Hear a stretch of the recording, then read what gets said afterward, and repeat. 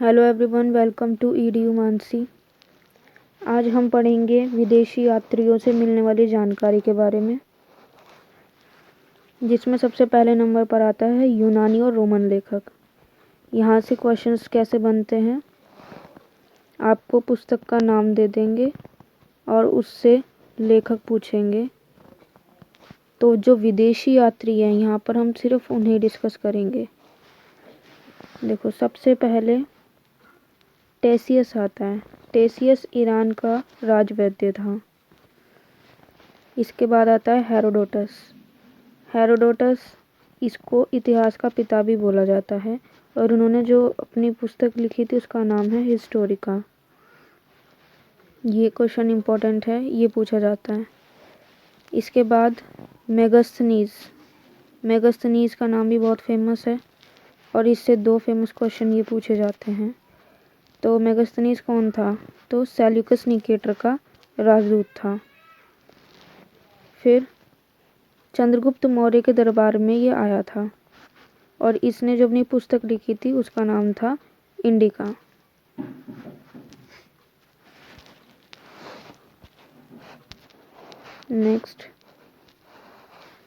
Next है डाइमेकस।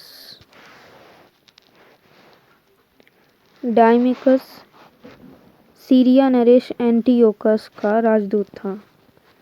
ठीक, Syria का नरेश था एंटियोकस, उसका राजदूत था डाइमेकस और ये बिंदुसार के दरबार में आया था। क्वेश्चन ऐसे आता है कि बिंदुसार के दरबार में कौन आया था और आपको 4 ऑप्शन दे दिए जाएंगे, तो उस हिसाब से डाइमेकस इसका आंसर होगा। यहाँ पर भी, इसमें भी ऐसे ही पूछा जाता है, चंद्रगुप्त मौर्य के दरबार में कौन आया था? तो मेगास्थनीज आया था। इसके बाद आता है डायनोसियस। डायनोसियस मिस्र नरेश टॉलमी फिलाडेल्फस का राजदूत था। अशोक के दरबार में आया था ये भी बहुत इम्पोर्टेंट है। अशोक के दरबार में कौन सा राजदूत आया था? तो डायोनीसियस। इसके बाद आता है टॉलमी। टॉलमी ने अपनी पुस्तक लिखी थी भारत का भूगोल। ये भी इम्पोर्टेंट क्वेश्चन है। इसके बाद आता है प्लिनी। प्लिनी की पुस्तक का नाम है नेचुरल हिस्ट्री। प्लिनी की पुस्तक का नाम है नेचुरल हिस्ट्री।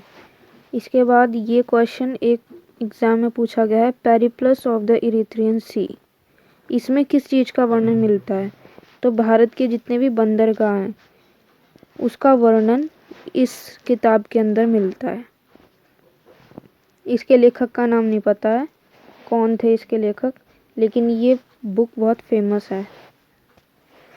इसके बाद अब चीन के जो लेखक हैं सबसे ज़्यादा महत्वपूर्ण है एग्ज़ाम के पॉइंट ऑफ व्यू से। तो सबसे पहले आता है फाहियान। फाहियान किसके दरबार में आया था? चंद्रगुप्त द्वितीय के दरबार में आया था।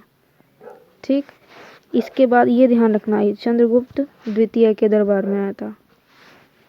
मध्य प्रदेश के समाज और संस्कृति का वर्णन इसने अपनी पुस्तक में किया है और ये 14 वर्षों तक भारत में रहा था। ये भी क्वेश्चन बन चुका है, कितने वर्ष तक भारत में रहा था? तो 14 वर्ष तक भारत में रहा था। इसके बाद है संयुगन। संयुगन 3 वर्षों तक भारत में रहा था और ये बौद्ध धर्म की जानकारी को इकट्ठा करने के लिए आया था। इसके बाद आता है ह्वेनसांग। सबसे ज़्यादा इम्पोर्टेंट है ये दो जने, फाहियान और ह्वेनसांग।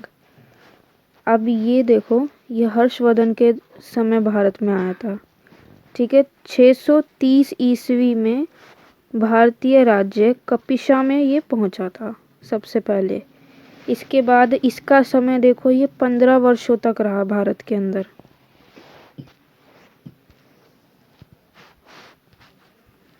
इसके बाद बिहार के नालंदा विश्वविद्यालय में अध्ययन करने एवं बौद्ध ग्रंथों को इकट्ठा कर ले जाने आया था। ये किस लिए आया था? बिहार के नालंदा विश्वविद्यालय जो है वहाँ पर पढ़ने के लिए, और साथ में बौद्ध ग्रंथों को इकट्ठा किया था इन्होंने। और इन्होंने अपना जो भ्रमण वृत्तांत लिखा था उसका नाम है सियुकी। और सियुकी के अंदर 138 देशों का विवरण मिलता है।